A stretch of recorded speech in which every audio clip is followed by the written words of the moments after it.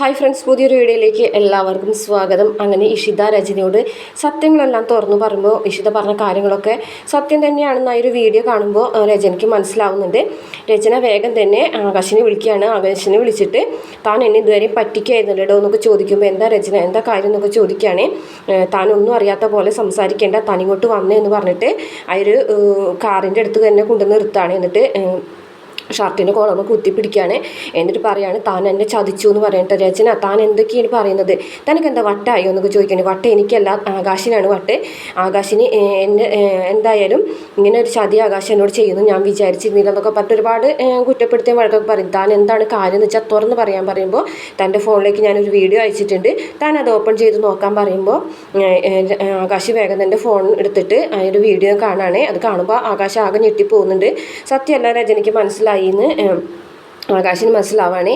എന്നിട്ട് പറയുന്നുണ്ട് രചന, താൻ എന്നെ ചതിച്ചു, തൻ്റെ കൂടെയുള്ള ജീവിതം ഞാൻ മതിയാക്കാണ്, താനൊരു വേട്ടപ്പട്ടിയാണ്, തനിക്ക് മഹേഷിനെ തോൽപ്പിക്കാനും മറ്റുള്ളവരെ തോൽപ്പിക്കാനും വേണ്ടി മാത്രമാണ് താൻ എന്നെ കൂടെ കൂട്ടിയത്, അല്ലാതെ ഒരിക്കലും എന്നെ സ്നേഹം ഉണ്ടായിട്ടില്ല എന്ന് എനിക്ക് മനസ്സിലായി. എന്നോട് തനിക്ക് സ്നേഹം ഉണ്ടായിരുന്നെങ്കിൽ താൻ ഒരിക്കലും എൻ്റെ മകനെ കൊല്ലാൻ ശ്രമിക്കില്ലായിരുന്നു. താൻ അങ്ങനെ ഒരു തെറ്റ് ചെയ്തതിന് ശേഷം താൻ എന്നിൽ നിന്നും കള്ളം മാത്രം പറഞ്ഞുള്ളൂ. എനിക്ക് മനസ്സിലാവുന്നുണ്ട്. അന്ന് നടന്ന സംഭവങ്ങളൊക്കെ ആലോചിക്കുമ്പോൾ താൻ തന്നെയാണ് ഇത് ചെയ്തതെന്നുള്ള കാര്യം ഊട്ടിലേക്ക് ഞാൻ വിളിച്ച് ചോദിക്കാമെന്ന് പറഞ്ഞപ്പോഴോ ഞാൻ പോകാമെന്ന് പറഞ്ഞപ്പോഴൊന്നും താൻ എന്നെ അതിന് സമ്മതിച്ചില്ല. പോലീസിൽ കംപ്ലയിൻറ്റ് ചെയ്യാൻ പോലും താൻ എന്നെ സമ്മതിച്ചില്ല എന്നൊക്കെ പറയുകയാണ്. അപ്പം തന്നെ എനിക്ക് മനസ്സിലാക്കേണ്ടതായിരുന്നു താൻ തന്നെയാണ് ഈ ചതി ചെയ്തതെന്നുള്ളത്. പക്ഷേ ഞാൻ തന്നെ വിശ്വസിച്ച് പോയി. തന്നെ വിശ്വസിച്ചുകൊണ്ടാണ് എനിക്കിങ്ങനത്തെ തെറ്റ് പറ്റിയത്. ഇനി ഒരിക്കലും ഞാനും എൻ്റെ മോനും തൻ്റെ കൂടെ നിൽക്കൂല. അങ്ങനെയാണെന്നുണ്ടെങ്കിൽ എൻ്റെ മോൻ്റെ ജീവിതം ഇനി പോകും, ജീവനും അപകടത്തിലാവും എന്നൊക്കെ പറയുകയാണേ. അപ്പോൾ ആകാശ് പറയുന്നുണ്ട് രചന, സോറി രചന, ഇത് തന്നെ ആരെങ്കിലും പറ്റിക്കാൻ വേണ്ടി അയച്ചു, ഇനി താൻ കള്ളം പറയുകയാണോ എന്നൊക്കെ ചോദിക്കുകയാണ്. അവസാനം ആകാശ് തൻ്റെ തെറ്റ് ഏറ്റ് പറയുകയാണ്. ശരിയാണ്, ഞാൻ അന്ന് മദ്യത്തിൻ്റെ ലഹരിയിൽ കാറ് തിരിച്ചു പോന്നപ്പോൾ ആദ്യം മേത്ത് കൊണ്ടാണ്, പക്ഷേ ഒരിക്കലും ആദ്യമാണെന്ന് അറിഞ്ഞിട്ടല്ല ഞാൻ അങ്ങനെ ചെയ്തത്. ആദ്യമാണെന്ന് അറിയില്ലെങ്കിൽ ഒരിക്കലും ഞാൻ അപ്പം തന്നെ അവിടെ നിന്നേനെ, ഒരിക്കലും ഞാനങ്ങനെ ആദ്യം ഉപേക്ഷിച്ച് പോകില്ലായിരുന്നു. ആരോ തട്ടിയെന്ന് മാത്രമേ ഞാൻ വിചാരിച്ചുള്ളൂ. പക്ഷേ മദ്യത്തിൻ്റെ ലഹരിയിൽ എനിക്കതൊന്നും ഓർമ്മയുണ്ടായിരുന്നില്ല. അതുകൊണ്ടാണ് രചന ഇങ്ങനെയൊക്കെ സംഭവിച്ചത് എന്ന് പറയും. പക്ഷേ കുറച്ച് പോന്നപ്പോൾ എനിക്ക് ഒരു ഓർമ്മ വന്നപ്പോൾ ഞാൻ വീണ്ടും അവിടെ ചെന്ന് ചോദിച്ചിട്ടുണ്ടായിരുന്നു. പക്ഷേ അപ്പോഴേക്കും അതിനേതോ ഒരു സ്ത്രീ കൊണ്ടുപോയി എന്നാണ് അറിഞ്ഞത് എന്നൊക്കെ പറയുകയാണേ. അപ്പോൾ രചന പറഞ്ഞിട്ടില്ല, ഇനി തൻ്റെ വാക്കുകളൊന്നും ഞാൻ വിശ്വസിക്കില്ല. തന്നെപ്പോലെ ഒരു വേട്ടപ്പട്ടിയുടെ കൂടെ ഇനിയുള്ള ജീവിതം ജീവിക്കാനായിട്ട് ഞാൻ തീരുമാനിച്ചിട്ടില്ല. തനിക്ക് തൻ്റെ വഴി, എനിക്ക് എൻ്റെ വഴി, എൻ്റെ മോനെ കൊണ്ട് ഞാൻ പോകുകയാണെന്നൊക്കെ രചന ആകാശിനോട് പറയാണ്. ഇതേ സമയം ഇഷിതയാണെന്നുണ്ടെങ്കിൽ മഹേഷിനെ വിളിച്ച് പറയാണ്, എനിക്ക് ഒറ്റയ്ക്ക് സംസാരിക്കണം, ഒന്ന് കാണണം എന്നൊക്കെ പറയുമ്പോൾ മഹേഷ് ചിന്തിക്കുകയാണ്, ഇനി ഒരിക്കലും ഇഷിതയ്ക്ക് തൻ്റെ കൂടെ ജീവിക്കാൻ ആഗ്രഹം ഉണ്ടാവില്ല. താൻ അത്രയും വലിയൊരു തെറ്റാണ് ചെയ്തത്. ഒരു മകനുണ്ട്, 10 വയസ്സായ ഒരു മകനുണ്ട് എന്നുള്ള രഹസ്യം മറച്ചു വെച്ച് ഞാൻ ഇഷിതനെ കല്യാണം കഴിച്ചു. അപ്പോൾ അതുകൊണ്ട് തന്നെ ഇഷിത എന്നെ വേണ്ടാന്ന് വെക്കാനായിട്ട് പറയാനായിരിക്കും പോകുന്നതെന്നൊക്കെ വിചാരിച്ചിട്ട് ഇഷിതനെ കാണാനായിട്ട് ചെല്ലാണ്. അവിടെ ചെല്ലുന്ന സമയത്ത് ഇഷിത പറയുന്ന കാര്യങ്ങളൊക്കെ കേട്ടിട്ട് ആകെ മഹേഷ് ഞെട്ടിപ്പോവുകയാണ്. ഇഷിത പറയുന്നുണ്ട്, ആദി മഹേഷിൻ്റെ മകനാണ് എന്നറിഞ്ഞപ്പോൾ എനിക്ക് ചെറിയൊരു വിഷമം തോന്നി എന്നുള്ള സത്യമാണ്. പക്ഷേ എങ്കിലും അവൻ മഹേഷിൻ്റെ മകനാണ് എന്നറിയുന്നതിന് മുമ്പ് അവൻ എൻ്റെ മകനായതാണ് മഹേഷ് എന്ന് പറയാം കേട്ടോ. അപ്പോൾ മഹേഷ് പറയുന്നതാണ് താൻ പറഞ്ഞു വരുന്നത്, എനിക്കൊന്നും മനസ്സിലാവുന്നില്ലല്ലോ, തൻ്റെ മകനോ, താൻ എന്തേ പറയുന്നതെന്നൊക്കെ ചോദിക്കുമ്പോൾ അന്ന് ഞാൻ പറഞ്ഞില്ലേ ഒരു കുട്ടി ആക്സിഡൻ്റ് ആയിട്ട് വന്നിട്ടുണ്ടായിരുന്നു ഇഷാദ്, ആ കുട്ടി ആദ്യമായിരുന്നു എന്ന് പറയാൻ. ആദ്യമോ എന്ന് ചോദിക്കാതെ, ആകാശിൻ്റെ കാറ് തട്ടിയിട്ടാണ് ആദ്യം അന്ന് റോട്ടിൽ വീണത്. പക്ഷേ എൻ്റെ കാറുമ്പിലേക്ക് വീണപ്പോൾ ഞാൻ കരുതി എൻ്റെ കാറാണ് തട്ടിയെന്ന്. അങ്ങനെയാണ് ഞാൻ ആദ്യനെ എടുത്ത് ഹോസ്പിറ്റലിലേക്ക് പോയി ചികിത്സ ഒക്കെ കൊടുത്തത്. പക്ഷേ ആദ്യക്കായ ഓർമ്മ നഷ്ടപ്പെട്ടിരുന്നു. അതുകൊണ്ടാണ് ഞാൻ ഇഷാദ് എന്ന് പേരിട്ടതും ഞാൻ അവൻ്റെ അമ്മയായി മാറി. അതുപോലെ തന്നെ ഫോണിൽ ഞാൻ മഹേഷിൻ്റെ ഫോട്ടോ കാണിച്ചു കൊടുത്തിട്ട് മഹേഷ് അവൻ്റെ അച്ഛനായി മാറി.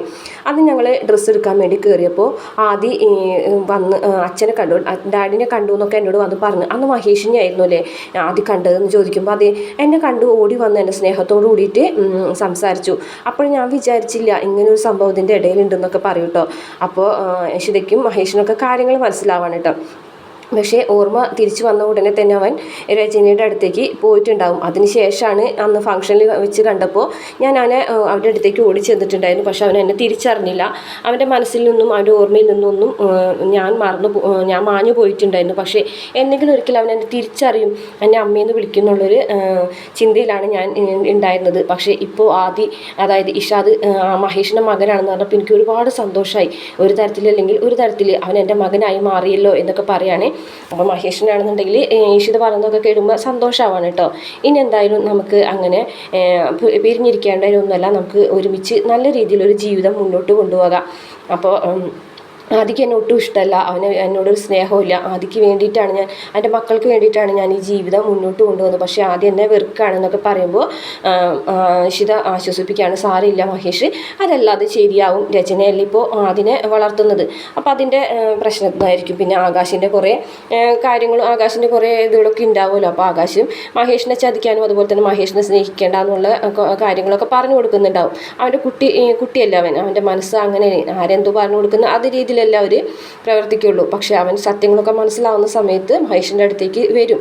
അതിന് നമുക്ക് ഒരുമിച്ച് പ്രയത്നിക്കാം. മഹേഷിൻ്റെ അടുത്തേക്ക് ആദ്യം വരുന്നത് വരെ നമുക്ക് ആദ്യനെ സ്നേഹിക്കാം, അതുപോലെ അവനെ തിരിച്ചു കൊണ്ടുവരാൻ നമുക്ക് ശ്രമിക്കാം, ഒരുമിച്ച് ശ്രമിക്കാം. ഞാനും കൂടെ മഹേഷിൻ്റെ കൂടെ ഉണ്ടെന്നൊക്കെ പറയുമ്പോൾ മഹേഷിന് ഭയങ്കര സന്തോഷമാവാണ് കേട്ടോ. ഇതേ സമയം ആകാശിന് മനസ്സിലാവാണ് ഇഷിതയാണ് ആ വീഡിയോ രചനയ്ക്ക് അയച്ചു കൊടുത്തെന്നുള്ളത്. അങ്ങനെ ഇഷിതയ്ക്കെതിരെ എന്തെങ്കിലും ചെയ്യണം, ഇഷിതനെ അങ്ങനെ വിട്ടാൽ ശരിയാവില്ല എന്ന് കരുതി മന്ത്രിയുടെ അടുത്ത് വന്നിട്ട് ഇങ്ങനെ പറയുന്നുണ്ട്. ഇനി ഇഷിതനെ ഇങ്ങനെ വിട്ടാൽ ശരിയാവില്ല, ഒരിക്കലും മറക്കാത്തൊരു തിരിച്ചടി അവൾക്ക് കൊടുക്കണം എന്ന് പറയാണ്. അങ്ങനെ ആ പോലീസുകാരനും കൂടുന്നുണ്ട്. ഇതേ സമയം വിനോദിനെ അവർ വിളിച്ചു വരുത്താണ്. ഇഷിതനെ ചതിക്കാൻ വേണ്ടി വിനോദിനോട് പറയുമ്പോൾ വിനോദ് അതിന് സമ്മതിക്കുന്നില്ല. അപ്പോൾ മന്ത്രി ചോദിക്കുകയാണ്, എന്താണ് താൻ ഇതിൽ നിന്ന് ഒഴിഞ്ഞു മാറുന്നത്? ഡോക്ടർ ഇഷിത തൻ്റെ ആരാണെന്ന് ചോദിക്കുകയാണ്. അവസാനം മഹേഷ് അല്ല വിനോദ് സത്യം വെളിപ്പെടുത്താണ്, ഡോക്ടർ ഇഷിത എൻ്റെ ഏട്ടൻ്റെ ഭാര്യയാണെന്ന് പറയുകയാണ്. ഇത് കേൾക്കുമ്പോൾ ആകാശമൊക്കെ ആകെ ഞെട്ടിപ്പോകുന്നുണ്ട് കേട്ടോ. അപ്പോൾ മനസ്സിലാവാണ് മഹേഷിൻ്റെ അനിയനാണ് വിനോദ് മാളിയേക്കൽ എന്നുള്ള അയാളെന്ന് അവർക്ക് മനസ്സിലാവുമ്പോൾ ആ മന്ത്രിയുടെ അന്ന് ഇഷിതരെ തട്ടിക്കൊണ്ടുപോകാൻ ശ്രമിച്ചപ്പോൾ ആ ശ്രമമൊക്കെ പാളിയത് വിനോദിൻ്റെ ഇടപെടലാണെന്ന് അവർക്കൊക്കെ മനസ്സിലാവണം കേട്ടോ. അങ്ങനെ മന്ത്രിയുടെ അടുത്തൊന്നും ആകാശിൻ്റെ അടുത്തൊന്നും തെറ്റിപ്പിരിഞ്ഞ് വിനോദ് പോകുന്നുണ്ട്. അതേ സമയം മഹേഷാണെന്നുണ്ടെങ്കിൽ വീട്ടിലെത്തുന്നത് ഒരുപാട് സന്തോഷത്തോടു കൂടിയിട്ടാണ്. കാരണം ഇഷിത വിചാരിച്ചതുപോലെ ഒന്നുമല്ല, സ്വപ്നവല്ലിയോടും അതുപോലെ രാമനാഥനോടും പറയുന്നുണ്ട്, നമ്മൾ വിചാരിച്ചത് പോലെ ഒന്നുമല്ല സംഭവിച്ചത്. ഇഷിത നമ്മളെ വീട്ടൊന്നും പോകൂല, ചിപ്പിനെയും എന്നെയും ആദിനെയും സ്നേഹിച്ച് ഞങ്ങളുടെ കൂടെ തന്നെ ഈ ഒരു ജന്മത്തിൽ ഇഷിത ഞങ്ങളുടെ കൂടെ തന്നെ ഉണ്ടാവും എന്നൊക്കെ പറയാനിട്ട്, എന്താ മോനെ എന്താ സംഭവിച്ചെന്ന് രാമനാഥൻ ചോദിക്കുമ്പോൾ ഇഷിത എന്നോട് എല്ലാം പറഞ്ഞു, അവളെല്ലാ കാര്യങ്ങളും മനസ്സിലാക്കി വെച്ചാൽ അവൾക്ക് ആദിനെ ഒരുപാട് ഇഷ്ടമാണ്. അന്നൊരു കുട്ടിയുടെ കാര്യം പറഞ്ഞില്ലേ ഇഷാദ്, ആ കുട്ടി ആദ്യമായിരുന്നു, ആദ്യക്കാണെന്ന് ആക്സിഡൻറ്റ് സംഭവിച്ച് ഇഷിതരെ ഹോസ്പിറ്റലിൽ ഉണ്ടായിരുന്നു എന്നൊക്കെ പറഞ്ഞ് സ്വപ്നവല്ലിക്ക് ആകെ ഞെട്ടിപ്പോവാണ്. സത്യമാണോ മോനെ പറയുന്നത്? അതെ, സ്വന്തം മകനായിട്ടാണ് ആദിനെ ഇഷിത സ്നേഹിച്ചത്, അതുകൊണ്ട് ഇനി അങ്ങോട്ടും ആദി തൻ്റെ മകനായിരിക്കും എന്നാണ് ഇഷിത എനിക്ക് വാക്ക് തന്നതെന്നൊക്കെ പറയും. അപ്പോൾ സ്വപ്നവല്ലിക്ക് രാമനാഥനൊക്കെ ഒരുപാട് സന്തോഷമാവുന്നുണ്ട് അങ്ങനത്തെ ഒരു വാക്ക് കേൾക്കുമ്പോൾ. മുറിയിൽ ചെന്ന ശേഷം മഹേഷ് ഇങ്ങനെ ഒരുപാട് റോസാപ്പൂക്കളൊക്കെ വാങ്ങിച്ച് അതിൽ സോറി എന്ന് എഴുതിയിട്ട് അതിൻ്റെ അടുത്ത് ലവിൻ്റെ ഷേപ്പിൽ ഇങ്ങനെ വരച്ചിട്ടിട്ടുണ്ട് കേട്ടോ. ഇഷിതിനോട് മാപ്പ് പറയുകയാണേ.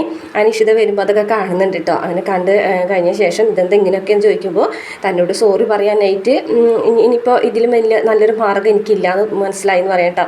അങ്ങനെ രണ്ടുപേരും അവർ അവിടെ പ്രശ്നങ്ങളൊക്കെ പറഞ്ഞു തീർത്ത് രണ്ടുപേരും കൂടെ ഒരുമിക്കുകയാണേ.